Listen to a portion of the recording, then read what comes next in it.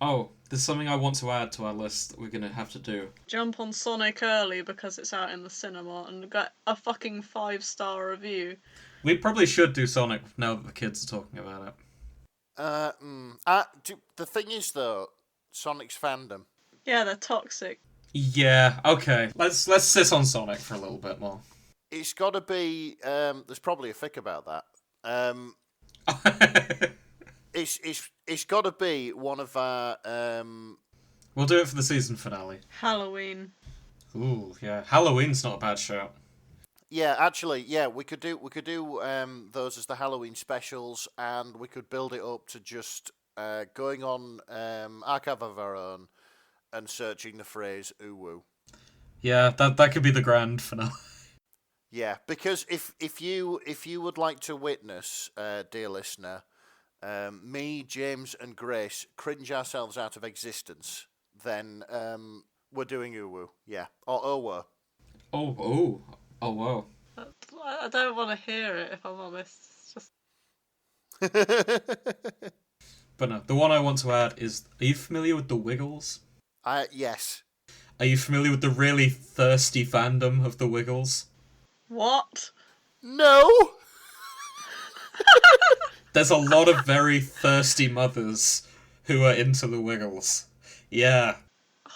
But just quickly explain who the Wiggles are, for the sake of people who don't know who the fuck the Yeah, so the Wiggles are a kids band. They make music for little kids, but it's also the mothers that watch it. And it's the mothers who start shipping members of the Wiggles together. The fucking Wiggles! Hang on a minute, hang on. Really? They just look like just people, just I don't know, dads. Yeah, people ship hedgehogs, Nick. Doesn't matter. This is true.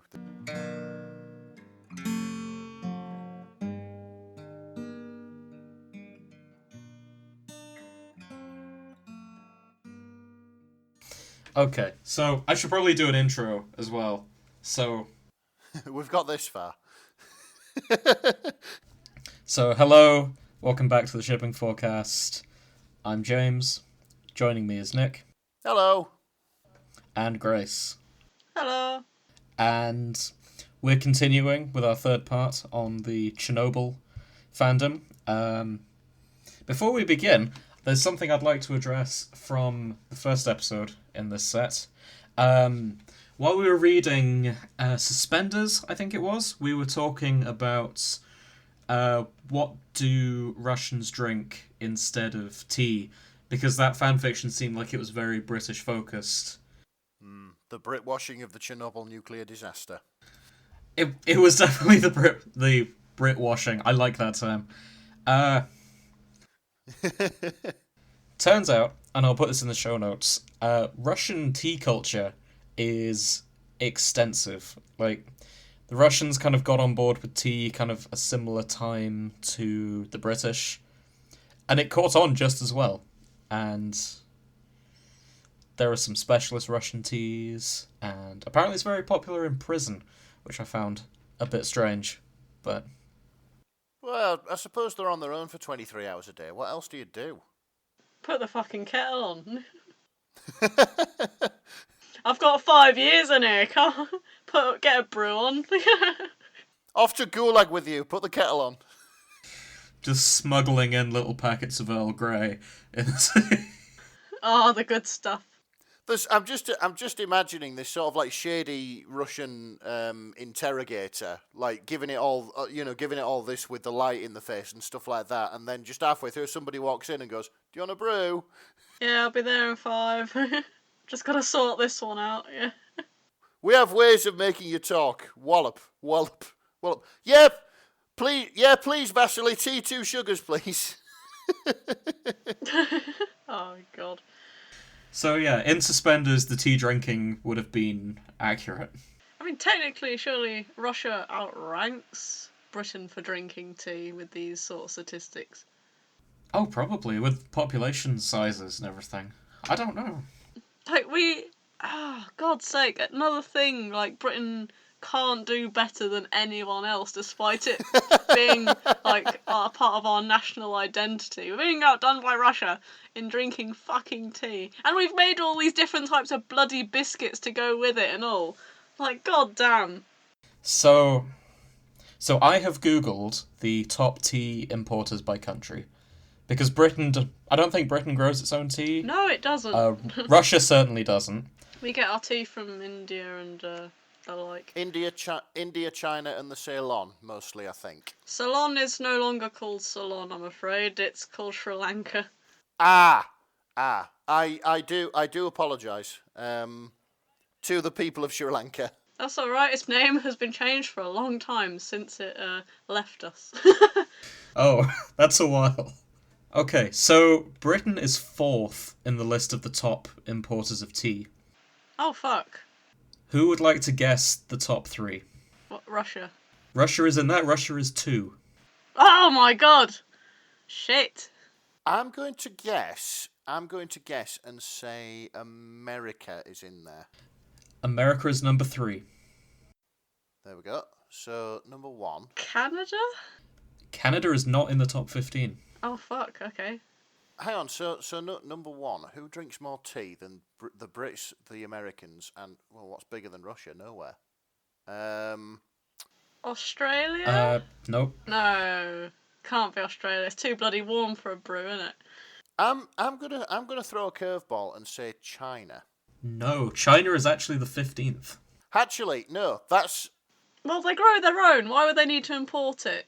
Yeah, I was going to say, I'm really sorry, that's a really fucking moronic comment because of the idiom that people say, not for all the tea in fucking China. Oh, yeah. Did you know it used to come in bars instead of bags? Sorry, I'm guessing Japan. Japan is the 13th. It is, in fact, Pakistan. Really? Wow. Who import $500 million worth of tea in a year. Bloody hell. Or 7.7% of total tea imports. Britain makes up 5.3% of the world's tea imports, by the way. And we're easily the smallest population in that top 4, by a long way. I suppose we are pulling our weight quite well, realistically. Yeah, so in terms of proportion of country, that's a lot of tea. Yeah, so I guess that the old habits taught to us by the British Empire die hard. Yeah, we still love our tea. And speaking of tea bags, I'd like to read to you from Between the Motions That Trembling Tender Little Sigh. Oh yeah, I forgot why we were here. How does this... I'm very curious how this segue works. Right then. So this is by Wolf Halls as well. Yes, you will. You'll see how this segue works if I read you the tags. So yeah, we start with angst. Nice. Falling in love. Yep. Anal sex. Cute. Mm-hmm. Oral sex. Nice. So yeah, that was the teabagging. Oh, for fuck's sake. Is oral sex teabagging? Well, it's part of oral sex is teabagging. Let's face it. Do you know what teabagging is? Isn't teabagging where you just mash your testicles onto someone's face? That isn't always the same as oral sex. Yeah, I mean, I thought teabagging was where they went in the mouth, but you know. I think Google is our friend in this situation. Yes, Jim. Go and Google teabagging. Teabagging is when someone dips their balls in and out of someone's mouth. Okay, yeah. Oh, there we go. Oh, God's sake. Okay, so it's not necessarily all oral sex, but it is... Okay. I suppose it's just sort of come to prominence because of the online gaming community of games like Call of Duty and Halo.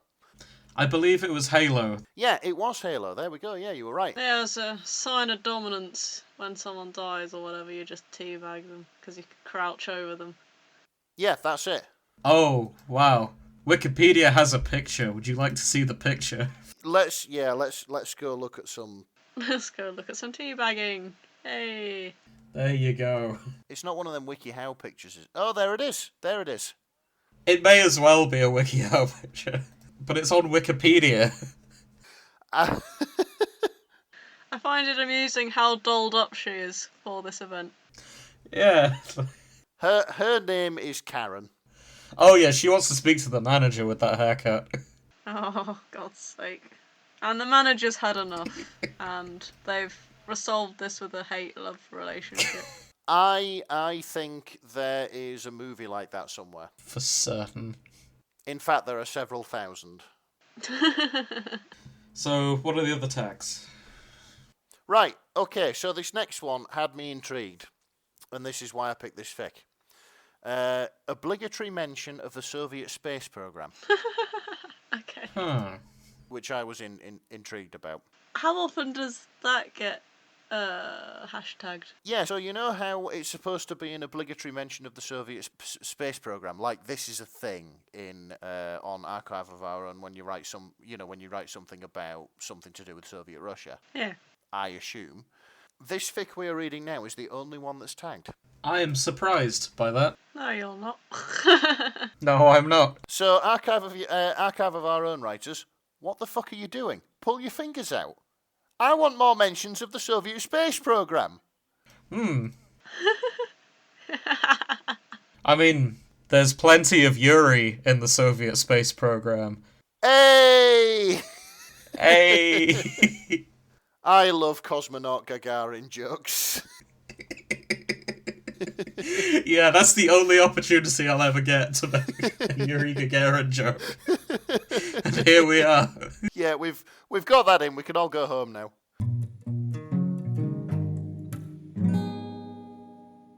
Okay, the notes of this fic say that this is for Jojo, my number one girl. Thank Yeah. you for losing your mind with me. I love you so much. Yeah, I saw that. I'm assuming Jojo is not a very large man, based on saying my number one girl. Well, it could have been Jocelyn Joestar. Oh, yes. I think it's Jolene. Jolene Joestar Don't even. is the one female Jojo. Yes.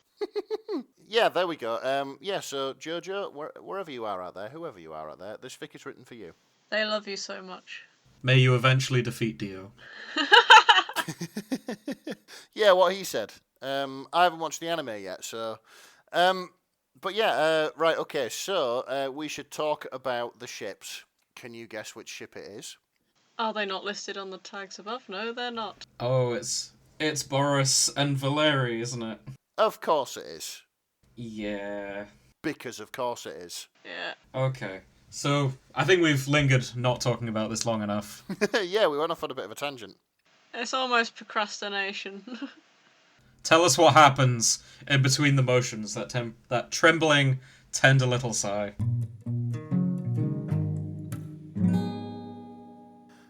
Okay, so to sum it up, there is Legasov and Shabina. They rock up at Chernobyl, ready to sort it out. And of course, in amongst all the angst and the radiation sickness and the knowledge that even just being within a few miles of the reactor is going to slowly eat away at their lifespan, they end up falling in love. Oh. And yeah, it is love. It's there's quite a lot of graphic depictions of Of love. and yeah, of love, of man love between two men. And yeah, so that's basically what it's about. It's about love in a time of adversity. Nice. And that's the best way I can put it. So, I noticed they are in love very quickly by the looks of it. I think by the 4th paragraph. Yeah, well, basically, it's it's starting in medias res, and then it goes back to. Oh, I see. Yeah, it begins, of course, when Valeri answers the phone on a quiet April morning. He couldn't have known then, though. How could he?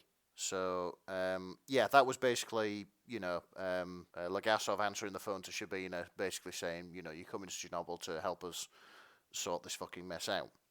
In Russian. So yeah, as we're sort of going down this, I mean they don't really waste time in getting to the description of the sex. What is it? The bit where it goes, "How long?" Or am I on the wrong? Oh no, they're talking about lifespan. Oh shit. Sorry. Wow. I saw.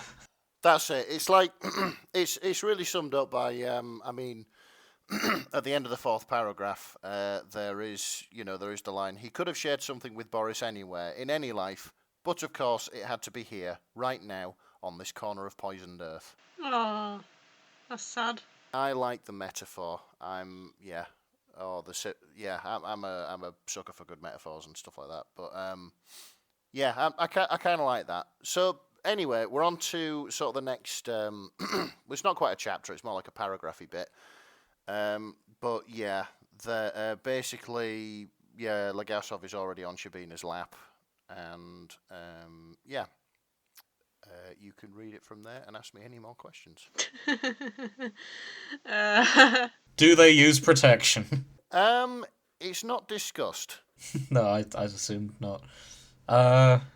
Yeah, this seems a lot more graphic than Mine and Grace's fan fictions. Oh yeah, and apparently it's the Earth moves for both of them, as evidenced in this paragraph. The first time they fuck, and God, that's a crude word for it. But Valeri thinks of how Boris says the word in his ear, pitched low and urgent. Boris looks at Valeri the entire time, naked wonder plain on his face. He cradles his jaw and kisses him sweetly, and Valeri's entire world shifts, a real yawing moment. He is not the same afterwards. Neither, he suspects, is Boris. So, pitched low and urgent. Yes. So, fuck. What? Why is Boris from Yorkshire? Is that not how pitched low would sound? Oh, fucking hell, Valeri. Do us a bro. Pitched low also has it. Fuck. Well, now I know what Sophie hears. Nice. Oh, fucking hell. Oh, fuck. Oh, love. Where's my towel?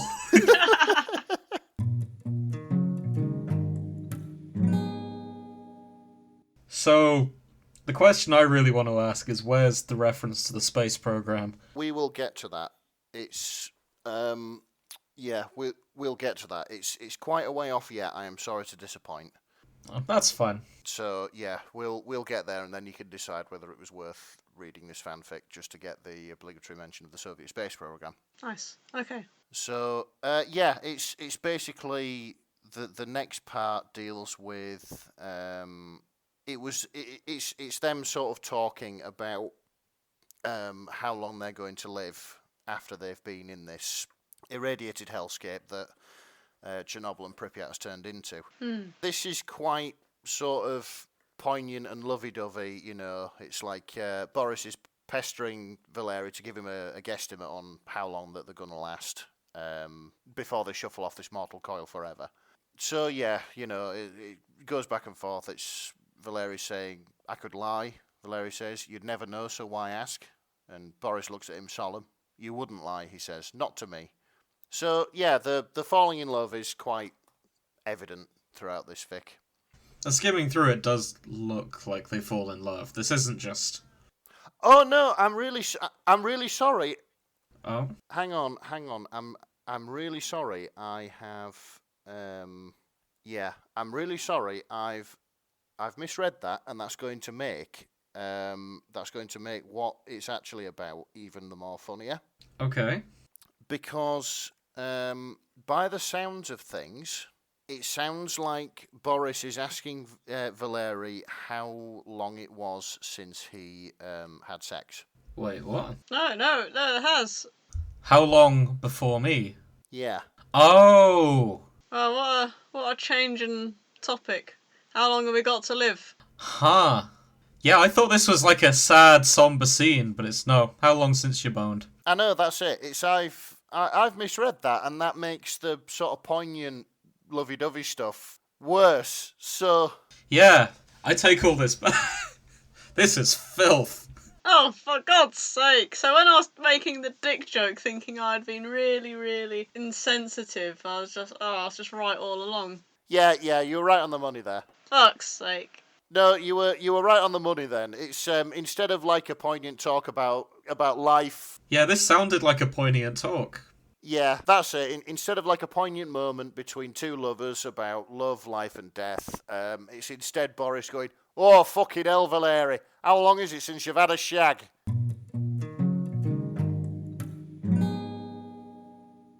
into more shagging. Hey. Grace enjoys this bit. So, yeah, here's a line for you. Boris doesn't fuck him hard. They're not young and they're so tired these days. What he does do is move into him slowly and so deeply, all the while he's whispering into the nape of Valeri's neck, against his shoulder, against his lips. Does it say what he's whispering? Sorry, just read the next line. What's in the brackets? Oh! Fantastic. A party man knows how to go unnoticed. Don't worry, no one will hear. To me, that sounds like he's saying he's got a small penis. But how can he go in deeply if he's got a small one? Yeah, that's the kind of the conflicting bit. Maybe emotional depth. Yeah, it's emotional depth, but he's got in unnoticed. Or Valeri is a loose boy indeed. I think what it is what you've sort of got to remember. And if we can get serious just for a moment. Try. That's a big ask. Coming from me as well. But if we can get serious just for a moment, you have to remember the circumstances in which this love story is taking place. And Yes. you can probably safely assume that the hotel room or, basically anywhere where it's safe to have sex is heavily bugged by the KGB. Oh, God, yeah. So, of course, I don't think that the Communist Party back in Moscow would appreciate sending two people down to do a job of clearing up the worst nuclear disaster in history. And they're just pounding away. Yeah, just to listen to them pounding away in a hotel room in Pripyat instead. Well, not instead, but... Well, yeah, not instead, but on their downtime, shall we say.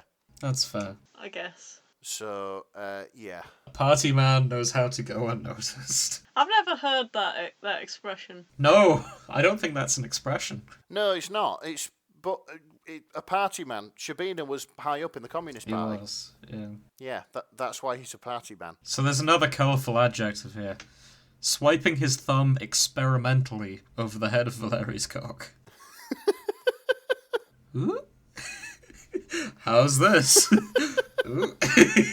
Just hang on a sec, Valerie. Let me twang your banjo string for a bit. Yeah, hold on. Let me try this.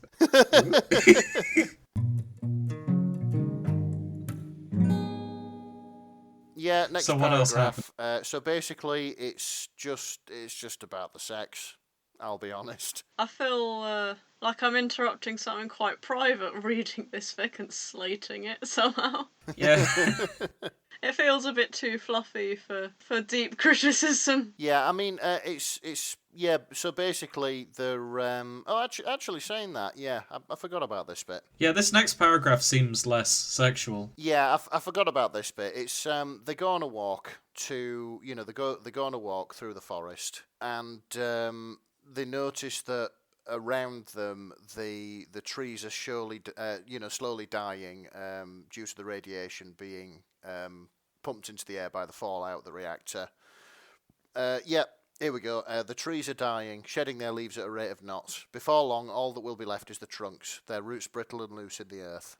But yeah, so basically they get to this clearing where the trees are dying of radiation poisoning and they snog. Huh, that's the obvious thing to do. This really is a bittersweet one, isn't it? This is the I don't know, the feel of what the author's trying to achieve, I reckon. I suppose it's one of them. It's like people sort of. Well, I don't know about people, but I certainly wonder. If you got the if we were unfortunate enough to get the 4-minute warning from RAF Fylingdales saying that a nuclear attack had been launched against the British Isles, what would you do with your last 4 minutes? I suppose a lot of people's answer is have a wank or shag, I suppose. Or just like hug your loved ones, I guess. I'd listen to the final countdown.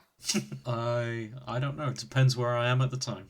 Yeah, that is true. So the next paragraph, it looks like they've developed a secret code. Oh, yes. So they can communicate while banging, What? while also not being heard by the KGB. What the Yeah, that's it. They did. It's they come up with a system. I mean, before that, if you read there's more angst. There is more angst. It's a very angsty fic for thick with so many descriptions of gay sex. But yeah, here's a line from the last sort of paragraph, and this is a bit heavy, this bit. It's not so much a steady decline as moving sideways. Valeri wishes that he could see at the molecular level the slow, steady disintegration and then rearrangement of his DNA. He wishes that he could turn himself inside out and look at the slow but irreparable damage that's occurring with each passing hour. It would make it easier to bear. It would make it easier to live with. That's heavy. And yeah, the next the next sort of paragraph is him trying to explain it to Boris, but he, can't find the words, so he's, trying to speak it, but not really finding the words, crying, yada yada, and yeah, Boris is basically, doing the whole sort of, there. I know, it's terrible, but there's not much we can do about it, yada yada. That sort of thing. Except get the job done. Yeah, basically. And then they sleep together. There's no sex. They just sleep. Oh, they're probably quite tired from. They just curl up. But in the morning they don't talk about it. So yeah, and apparently after that, Valeri starts to leave his dosimeter by the bed. I think that's like a skip back to the present day, isn't it? I mean, he's sort of decided to not really give a shit because he knows he's dying anyway. Yeah, I'm really sorry, listeners. There's not much humour in this one. Yeah, that's. I mean, aside from the party man. Aside from the party man, that was great. So when does the space program happen? Or is there anything noteworthy before then? There's more sex. Yeah, here's your secret code. Before long, they come up with a system. A short, sharp tap to the thigh, the shoulder, is a question. A wordless inquiry. Are you all right? Is this good? One tap in response is yes. Two is no. In the moments where they cannot, under any circumstances, be overheard, it works. That seems a good system. Yeah. So and basically they are sneaking about here. It's this sort of next bit. It deals with Boris has got up, made a big show of sort of having a laugh with Valeri, then going out the room, slamming the door, but then he sneaking back in so they can make love, because it's not really having sex, it's making love. Yeah. And then Valeri gives Boris a blowjob. There's a big description of that. And they sort of put it down to, there is a line here which they put it down to, if anybody was listening in Moscow to the bugs that were put in the room, all they'll hear is Valeri's gasps and the shifting of bedsheets. Every man has urges, and they multiply when he's alone.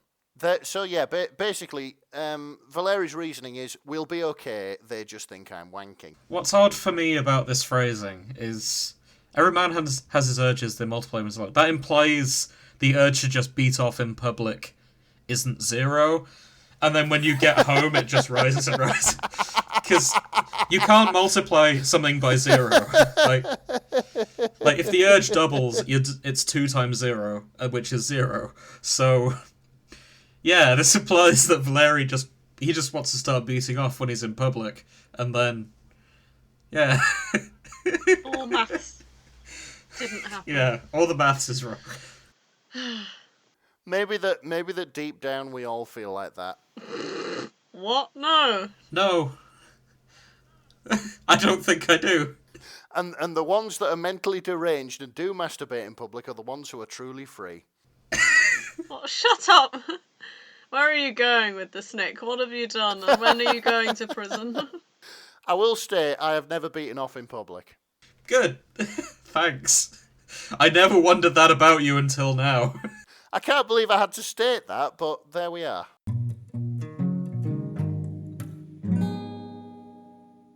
Yeah, there's a lot of description. I urge somebody, if I urge our listeners, if you like graphic descriptions of gay sex interspersed with angst, then yeah, go read this fic, because this is the fic for it. Yes, yeah, that's it. Mm. And it is well written sex from what I can see. It is, yeah, it is, and yeah. So back to the angst again, and yeah, there are three certainties. The first is that Valery Legasov, is going to die soon.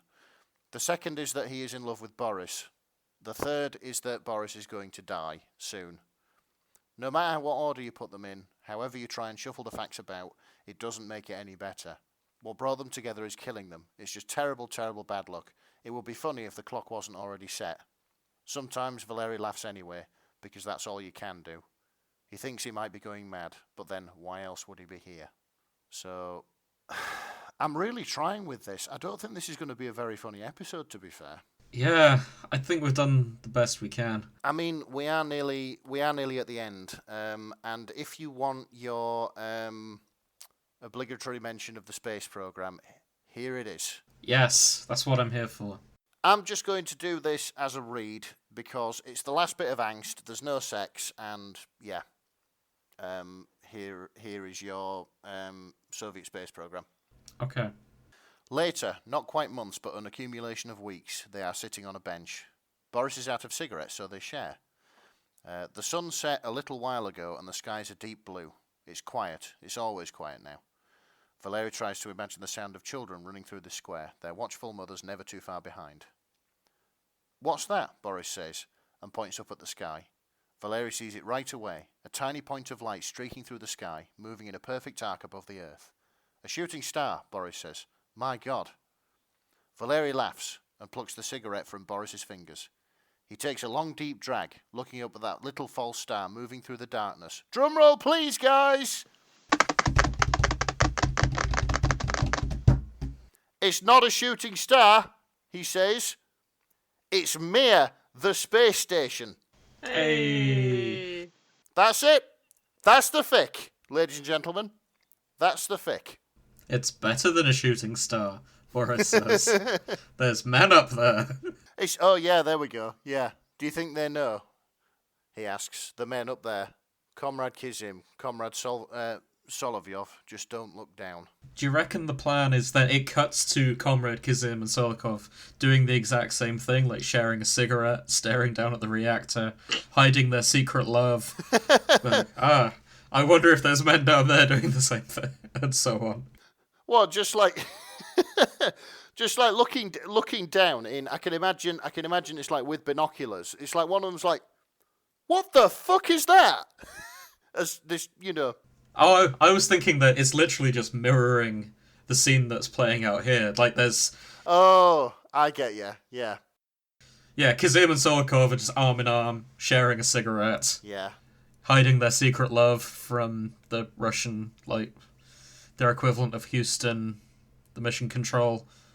Well, looking at things they've done after when it was done and published, as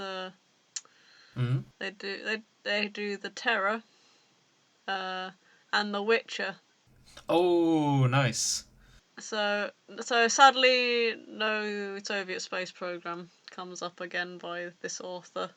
No, but they do have a thing for Jared Harris and Stellan Skarsgård. Yes, because The Terror also stars Jared Harris as Captain Francis Crozier. For fuck's sake. Who is the main one in this Terror fic that they've written. Where is this thing set? I mean, realistically, because it says that they're in the kitchen. The Terror is Victorian London. Oh, he's walking into a coffee shop. Ah! Sorry. I'm reading the synopsis of their other work, I'm Gonna Kiss You Like the Sun Browns You, which is Captain Crozier. So what you were saying about the coffee AU is true, because the Terror has a... Yeah. The Terror, which is set on a Victorian Arctic exploration, has a coffee AU. When he's marking essays, when he's walking to the coffee shop, when he Yeah, he's nipped into a coffee shop. Yep, there it is. There it is.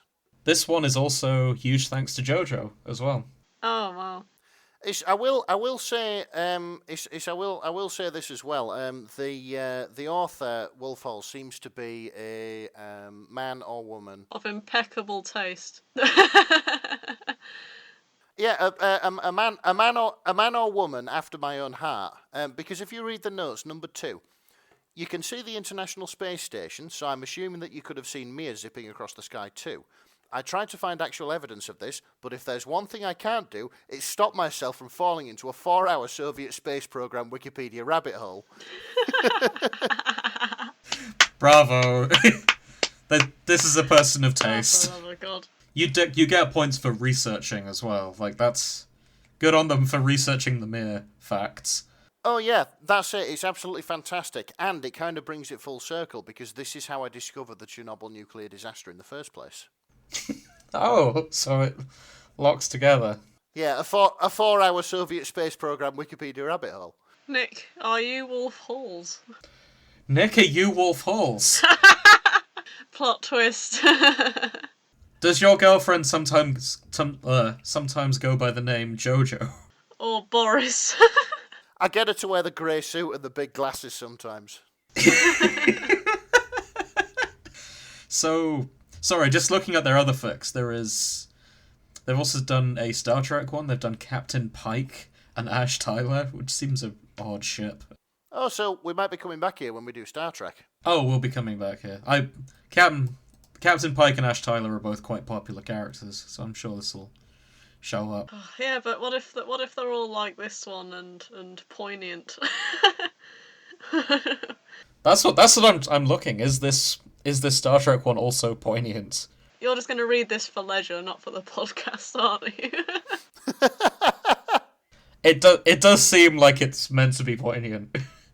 Yeah, he's there, you know, like the emptiness of space, the loneliness of command, the blowjobs from the crew.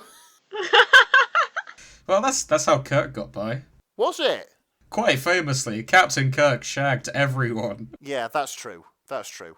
Also, the notes on this one, I won't get super sidetracked, is live long and get railed by the secret agent on your ship.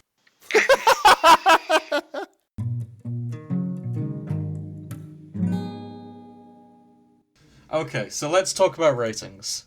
Yes, let's rate this motherfucker. First of all, let me get the Google Doc open, because I forgot how we rate these. That's okay. I still don't know how we rate these. Not really. We are professionals. It's easy. We have After 6 episodes, you'd think we'd be able to remember. where are the ratings? Yeah, and now James has lost his notes. Where's Screaming at the computer won't help. I've tried. Hit it with a hammer. no? If you throw salt at it, the demon will be repelled and your computer will turn back to normal. Okay. So I can't remember the order we do them, but there's does it fit with the canon? Yeah. Yeah, Is it romantic? yeah. Is it Okay. weird? Yeah. And did you like it? Okay.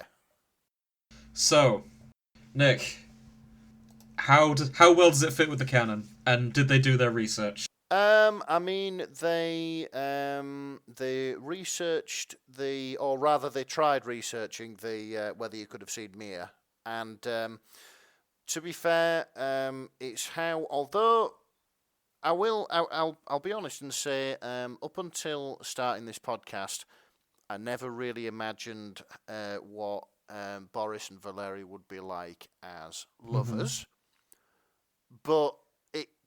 I think that it kind of fits with their personality in how they act. I reckon what we saw is sort of Valerie being more sort of emotionally driven, worrying about things and stuff like that, and you saw Boris being the whole sort of stoic, putting on a brave face for the both of them. It's okay, come here, love, it's fine, type of shtick. However, there wasn't really any any sort of background in that we knew there was a disaster, we knew it was to do with radiation, but of course only because we've read and watched the subject matter around it. So I'm going to give it a 3. Okay, that seems fair. I think I agree with a lot of that.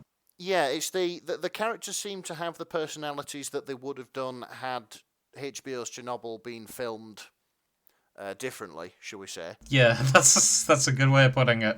But there wasn't really, other than the fact that they were in Pripyat and they were sorting out the disaster, there was nothing much that happened to tie them to the actual event, if you know what I mean. Yeah, there wasn't really enough to ground them into the setting, because it was sort of their own little bubble, which is fine. So, but for what it was.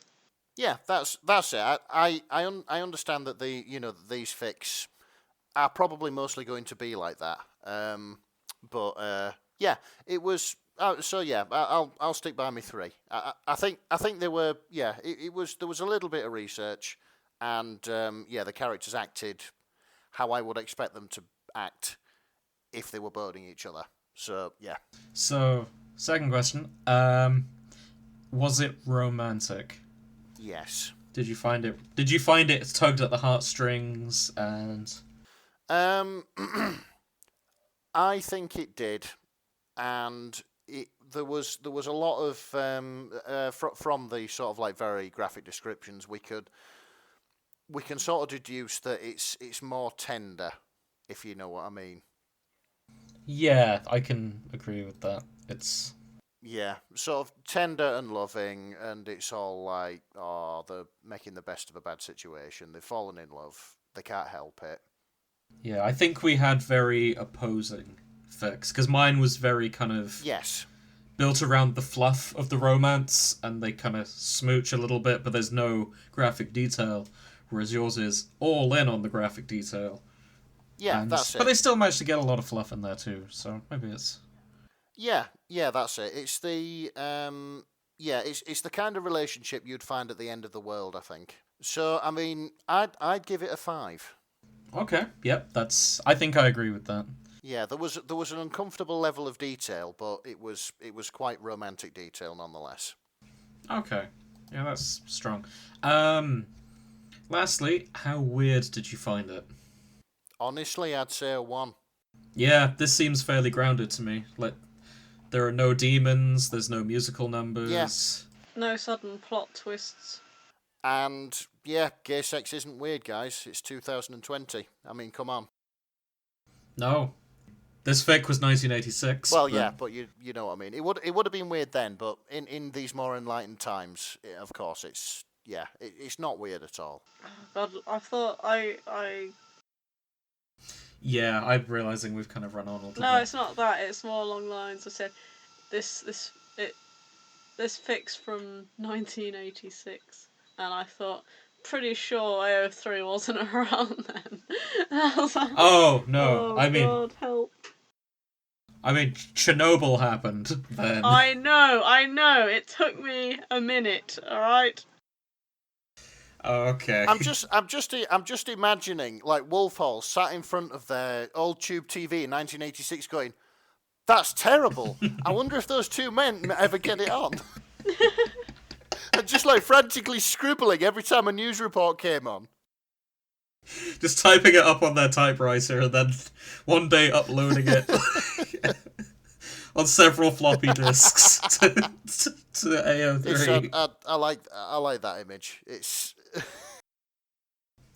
Wolf Hall, who's presumably like aged like 60 odd at this point, is just like uploading all this. yeah, that's it. And like it's like one day from now, he or she will be sort of 70 or 80, and they'll be flicking through podcasts, finding out which one to which one to listen to, and then they'll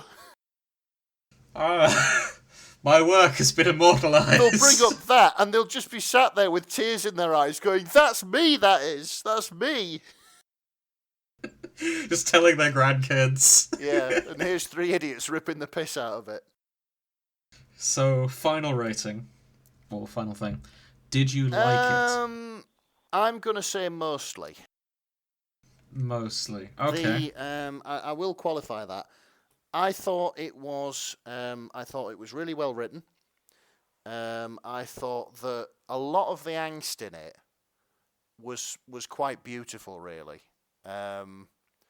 Coming from a fat northern lad. But yeah, but it's good that you can appreciate these yeah, things. that's it. It's like I don't know. It opens up an emotional depth you didn't know you had. Yeah, that's it. It's like, I don't know, fucking One Day Like This by Elbow or whatever it is. What? What? You know what? No, we're running late. Don't go down that. It's a song. Don't worry about it. But yeah, it's it was, yeah. Some of the angst was quite beautiful. I thought it was really well written, really descriptive. It was, it was sort of a pleasure to read. What is evidently somebody who knows the shit when it comes to writing. But it's not the fic I choose to read, if I'm honest. Okay, so it's more that it's not for you rather than it's not. Yeah, good. that's it. It's not shit. It's just not for me. But I mostly liked it. I did mostly sort of enjoy reading most of it.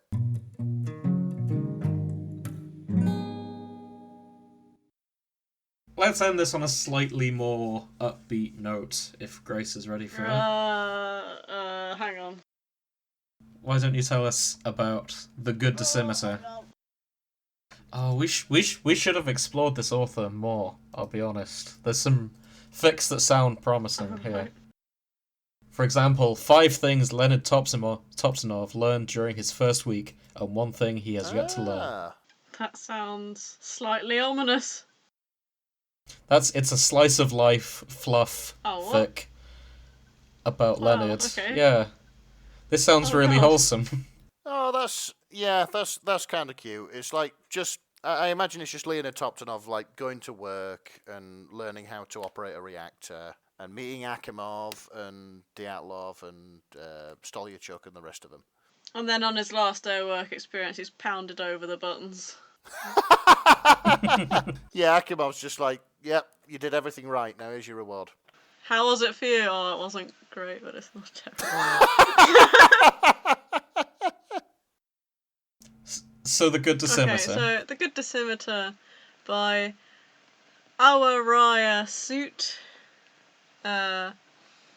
is probably one of the only fics we've seen which is a crossover with a video game and Chernobyl.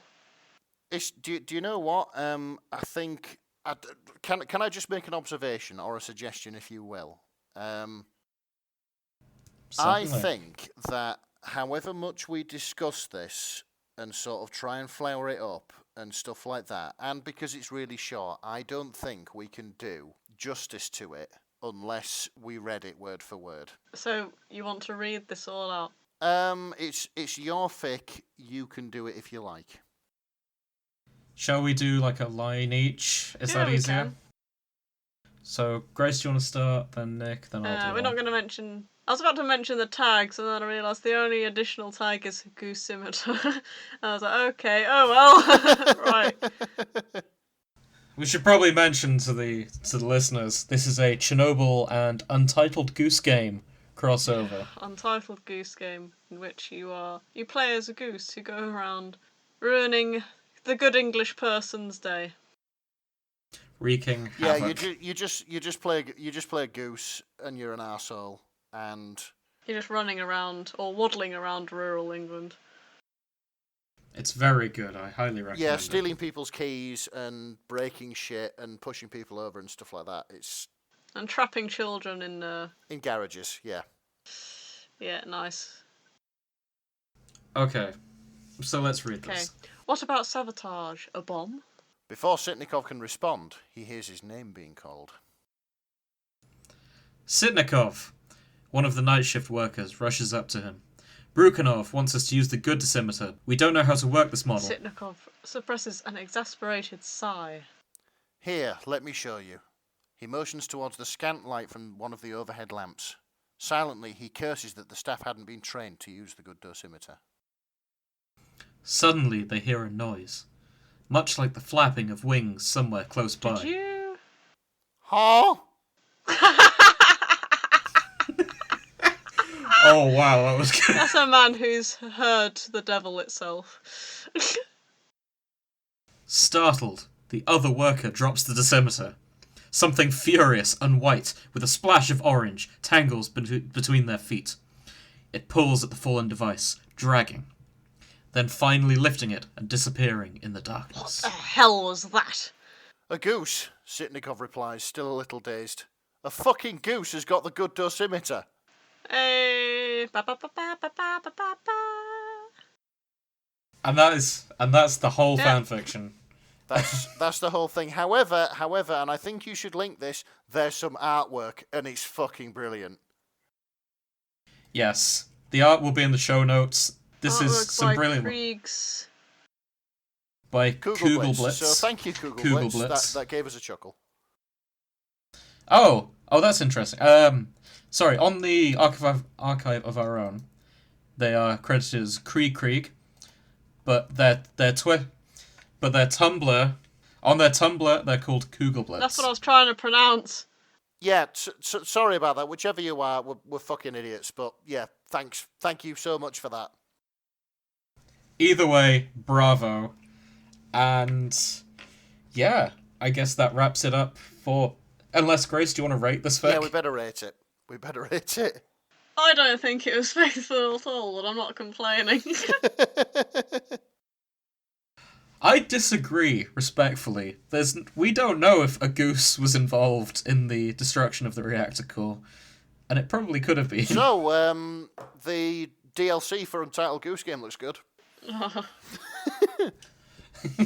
So, it wasn't romantic at all. No, I don't think. Not really.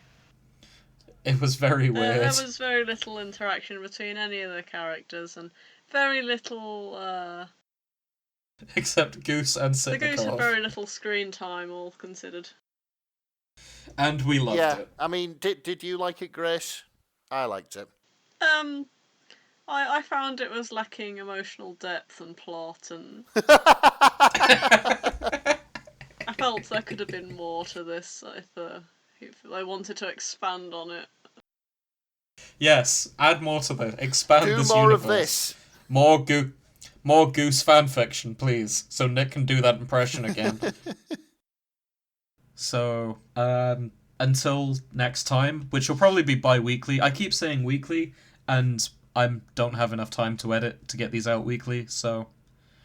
Until next time. Bi-weekly means twice a week. Yeah, I think it does. I think the word... Because it means bi is 2, and obviously... And weekly means of that time setting. So, Googling the word bi-weekly, it can mean every 2 weeks or twice a week. So you're saying... I'll clear it up fortnightly. See you in 2 weeks. There we go, 2 weeks. Why pepper it? Why? Yeah, there we go. Yeah. I'm gonna stop recording now.